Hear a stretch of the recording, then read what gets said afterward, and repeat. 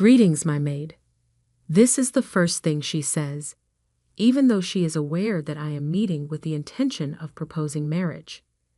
I emitted a bewildered noise, supposing I must have misheard. "Oh, you're not the maid. You have such a poor-looking face," says Olivia, my future mother-in-law, giving me a sour smile. Scott, my fiancé who I believed to be on my side, horribly deceived me. He gave my face a quick glance before laughing heartily. "You're right, her face does not look good. I wish I could see her parents." Olivia continued, "Honestly, I wonder whether your parents would pass out from amazement at seeing a house as wealthy as ours." Olivia and Scott continued to belittle me and even teased my parents. When they weren't looking, I sent my father a message because I could take it no longer. He swiftly replied that he would be there immediately. I decided to get some fresh air because I could no longer take Scott's comments. Refrain from fleeing. As I walked out to wait for my father to arrive, I could hear Scott's crude laughter.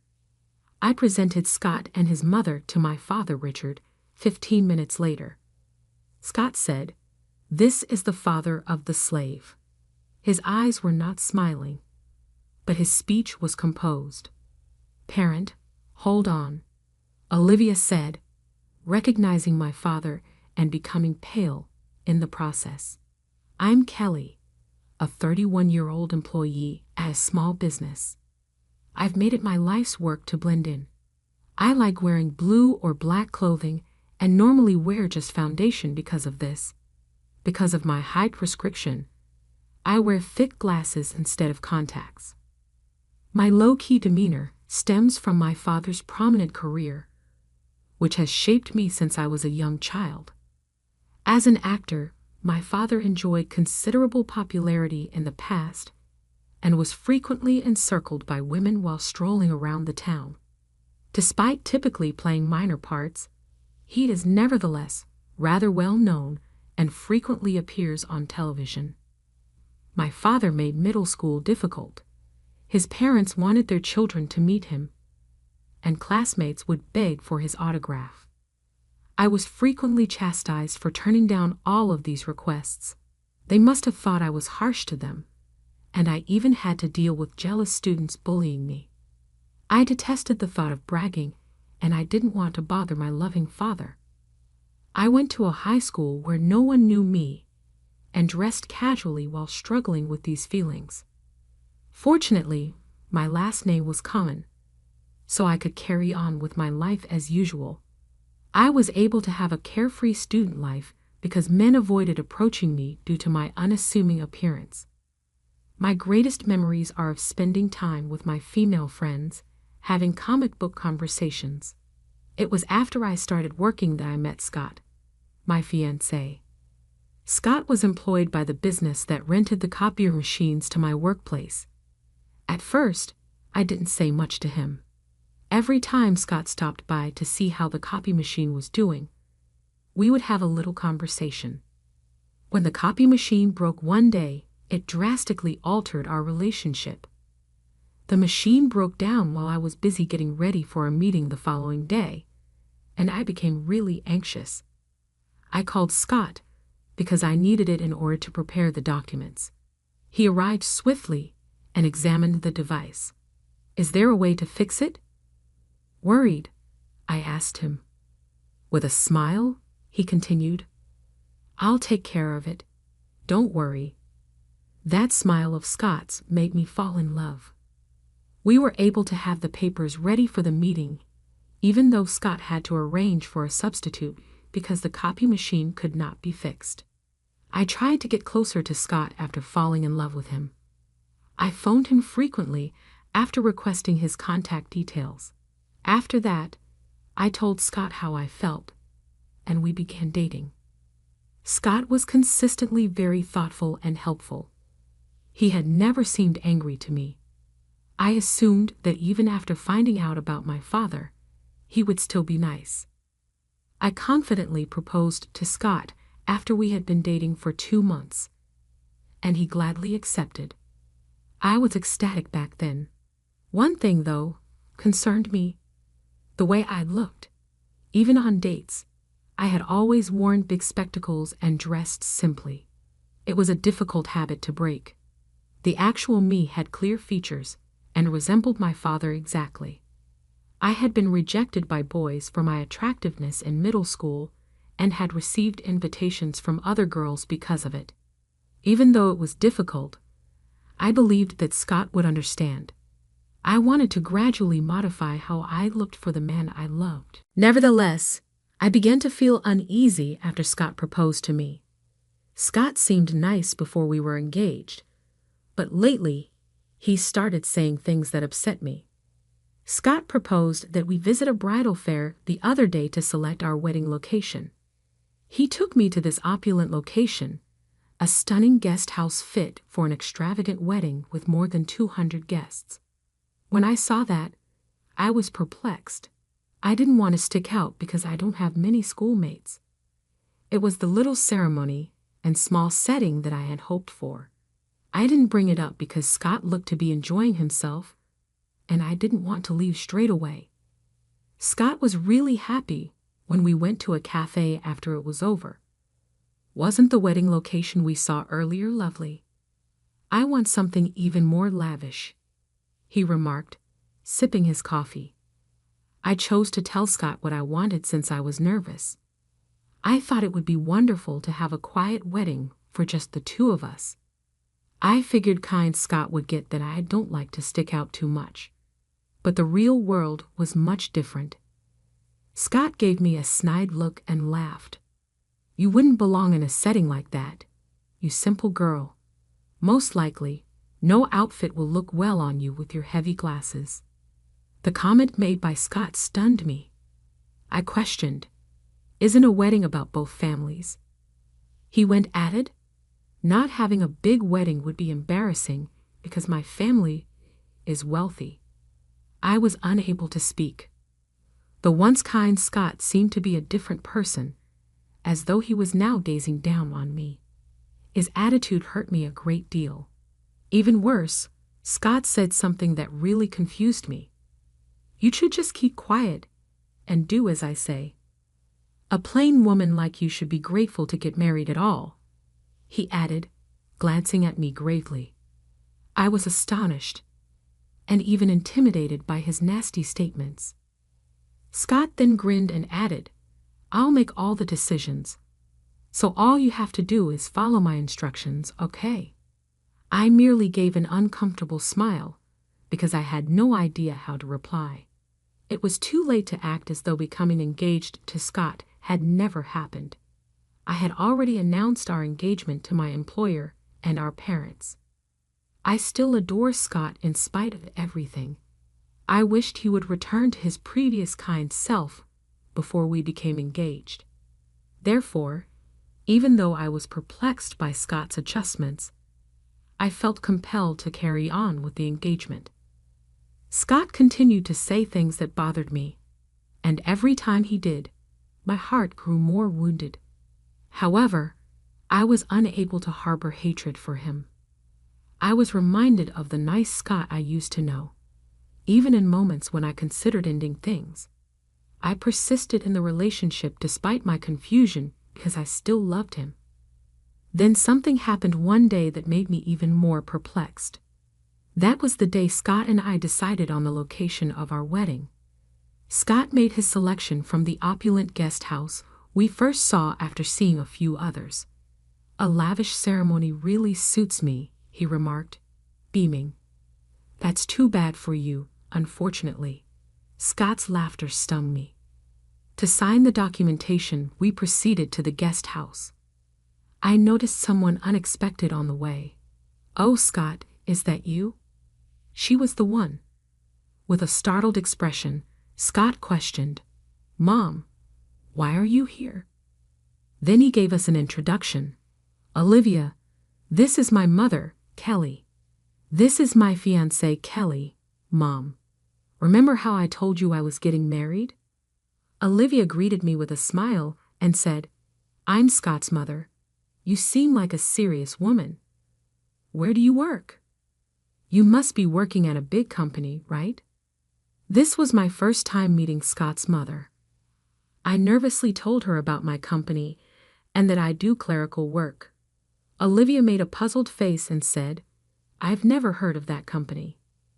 Scott then joined our conversation and said, Kelly's company is one of my clients.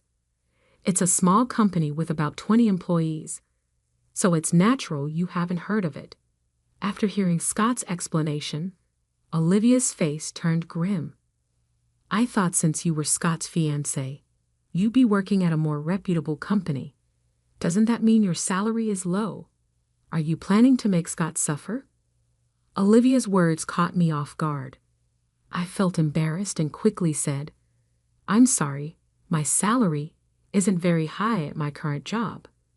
I had no choice but to apologize to Olivia. She sighed heavily and said, Can you at least not rely entirely on Scott? Our family is from a distinguished background. We don't need a woman with a questionable background. I didn't know how to respond to her harsh words. Olivia continued, What about your parents? They work at reputable companies, right? She glared at me with narrow eyes. My father is. I started to answer, but then I noticed something familiar in her bag and stopped talking. Seeing my confusion, Scott spoke up. Come on, Mom, calm down. We're going to visit the house and make our marriage introduction soon, all right? Olivia didn't look happy and glared at me with a sour expression. It was clear that my first impression on her was terrible. The path to marriage seemed difficult, and I sighed quietly. Then came the day of the marriage introduction. Wow, I muttered as I stood in front of Scott's family home. It was far beyond anything I had imagined. Olivia had mentioned that their family was distinguished, so I expected them to be wealthy, but the reality was astonishing. The gate was automatic, there was an elevator inside, and there were even 10 luxury cars parked outside. They must be my future father-in-law's hobbies, I thought. Scott then said to me, Dad is out for work today. It's just Mom, so make yourself comfortable. With a smile, I felt even more nervous. Olivia had been so harsh to me last time, and I feared she would make more sarcastic remarks. Scott and I entered the living room, where Olivia was waiting. Hello, thank you for the other day. I greeted her politely. The next moment, Olivia said something unbelievable. Welcome, my maid. Even though she knew I was here for a marriage introduction, this was the first thing she said. What? I let out a confused sound, thinking I must have heard wrong. Olivia looked at me with a mean smile and said, Oh, you weren't the maid.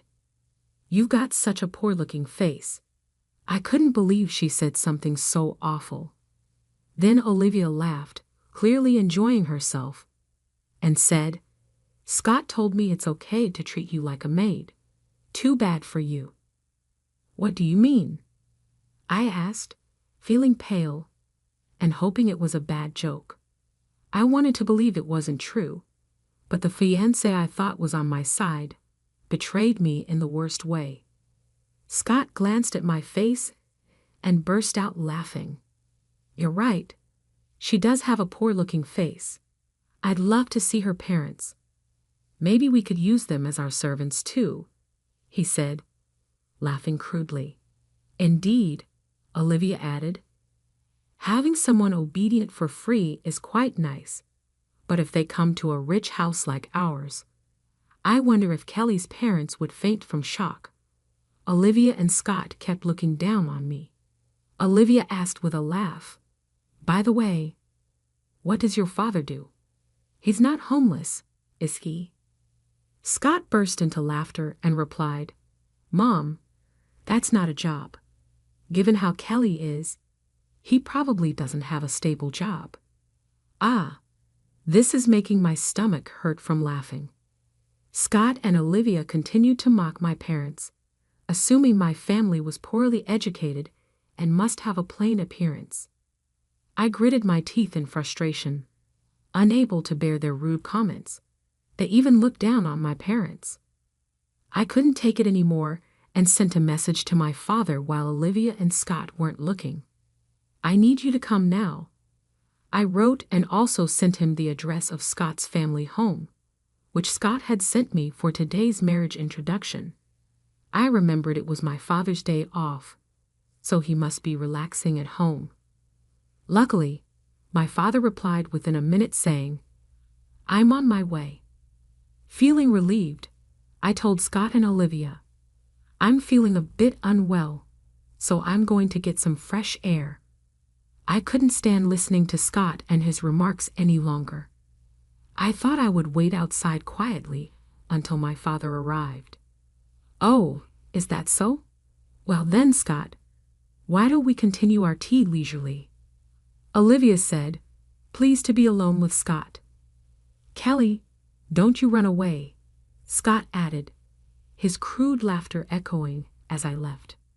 I left my seat and waited outside for my father to arrive. 10 minutes later, he showed up wearing dark sunglasses. "Kelly, what's wrong? Today was supposed to be your marriage introduction, right?" he asked, looking puzzled. Seeing my father, I felt relieved and started to cry, even though I tried hard to hold back the tears. "What's wrong, Kelly?" my father asked, now worried. I explained everything to him, how Scott's attitude changed after we got engaged, and how Olivia joined in looking down on me. "I can't forgive them for treating you like that," he said. My father listened quietly, but was clearly angry. I told him more about what Olivia had said, and my father laughed. He took off his sunglasses and handed them to me. "We're going in now. I'll make sure they regret hurting you," he said firmly. With my father's support, I made up my mind. My love for Scott had faded, replaced by anger. "We'll make Scott and his mom regret it," I thought as I put on my father's sunglasses. Together, we entered Scott's family home. I stood in front of Scott and Olivia with my father by my side. "Sorry to keep you waiting," I said, standing tall. Olivia, who had initially laughed at me, became stunned when she saw the man beside me. I realized people freeze when they are too surprised. Olivia must have thought she could say something terrible again when I returned, but I wasn't going to let her get away with it this time. I planned to make her pay for her behavior. Olivia already recognized who my father was. "My father is the maid's father," I said. His voice was calm, but his eyes were stern. His handsome face made him look even more imposing. Olivia, who recognized my father, was shocked. "How could this be? Why is Richard here? Is this some kind of joke?" she asked, her cheeks turning red and her eyes sparkling like a young girl's. Scott stood there, clueless and stunned. My father didn't answer Olivia's questions, but kept staring at her and Scott.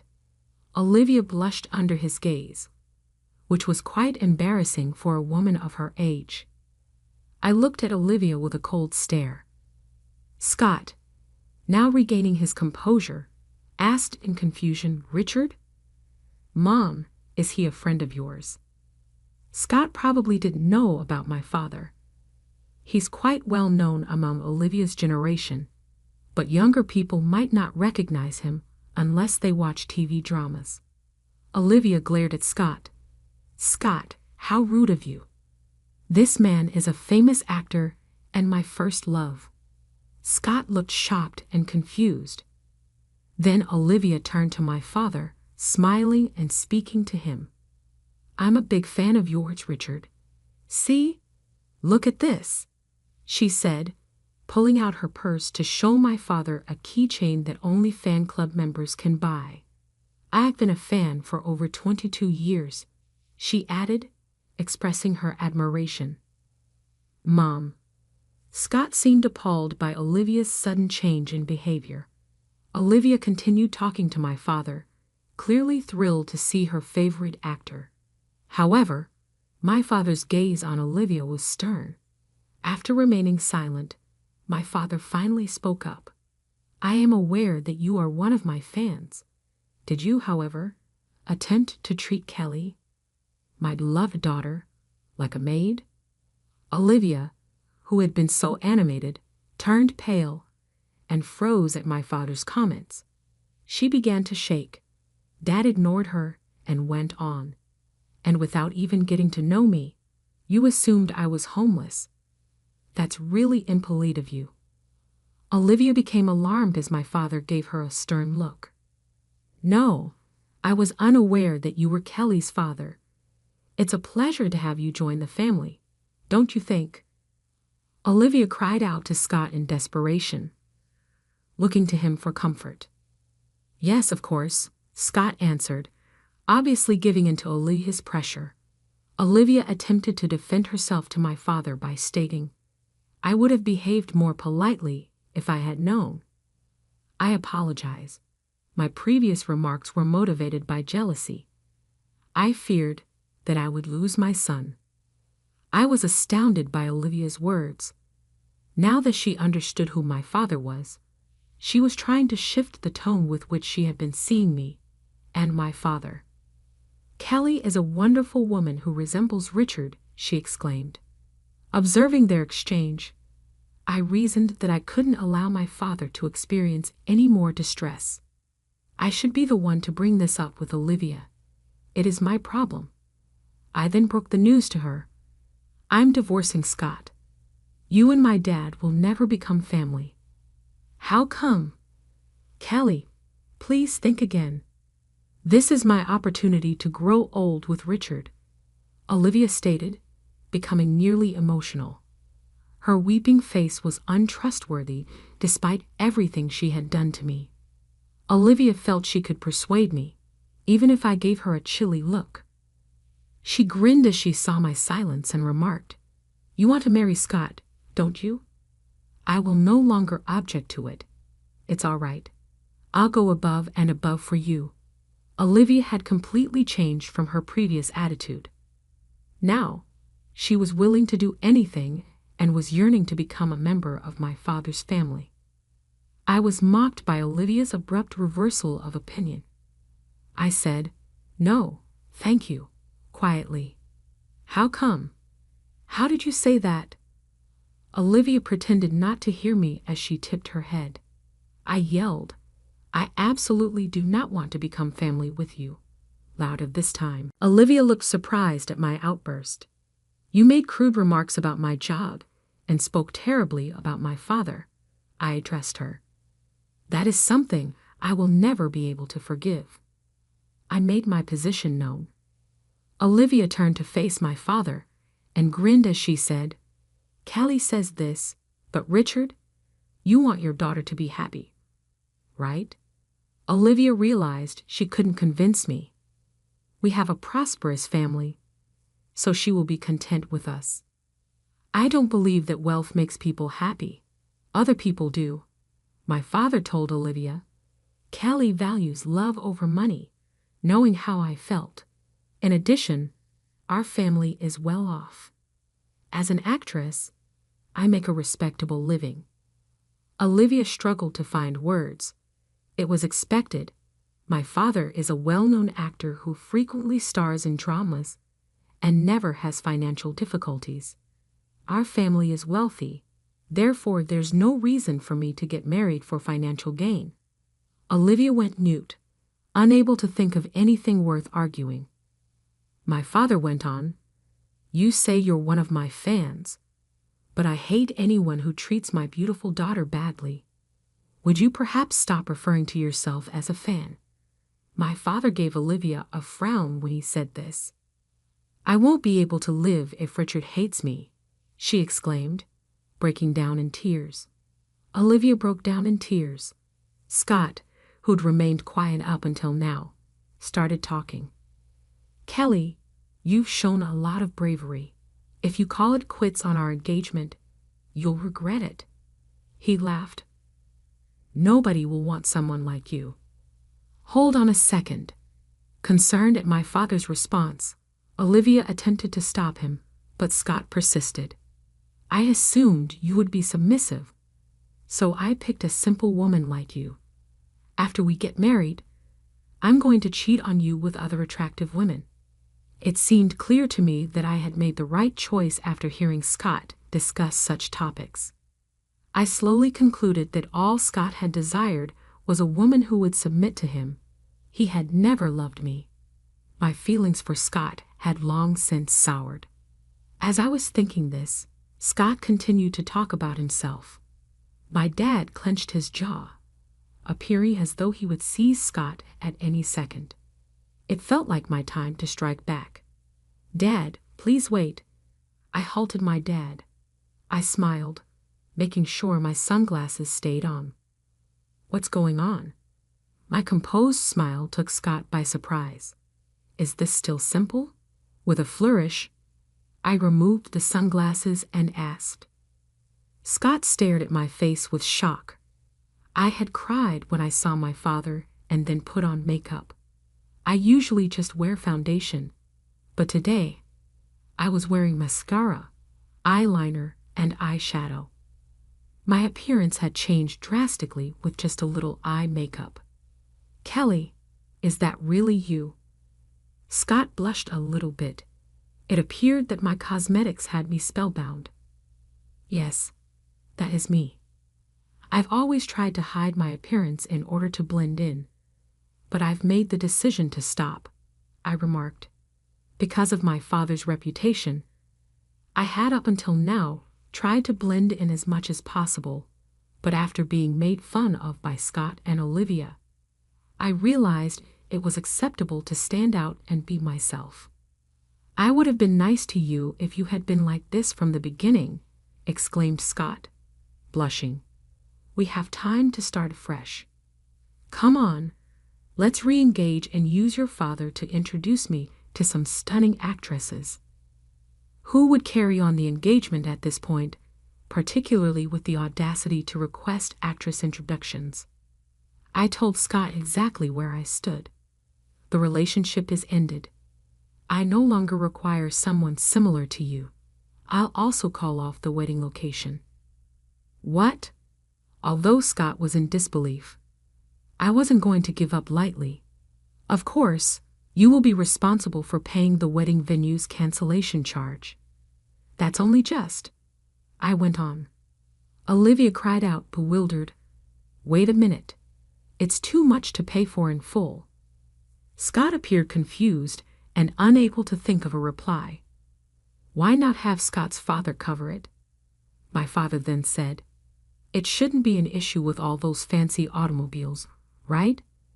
With a revitalizing smile, my father said this. I used my strongest suit. We can file a lawsuit if this doesn't satisfy you. Recall that my father is a well-known actor, and word of this could incite his ardent supporters to take revenge. My father has a large and devoted following.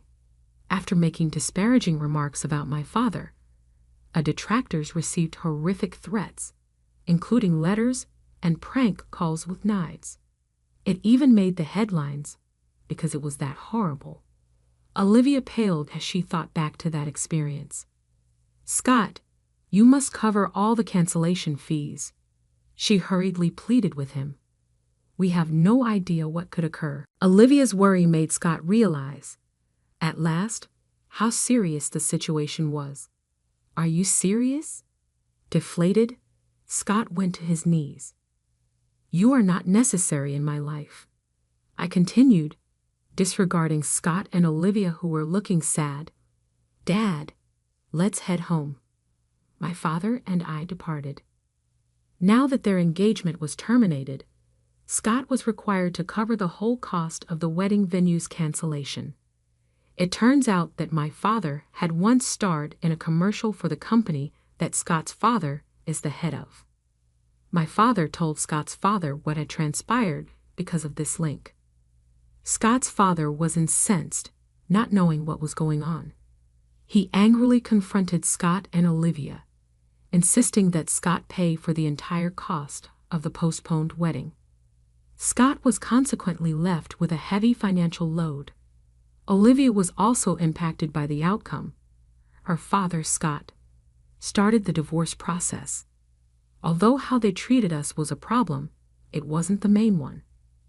Olivia reportedly had a penchant of squandering money, as seen by the amount she spent on fan events for my dad.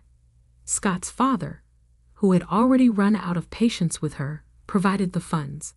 In addition, my father disclosed that Olivia had written him improper love letters that included phrases like, "I want to divorce and marry you." My present husband, Richard, is nothing more than a cash cow. This infuriated Scott's dad.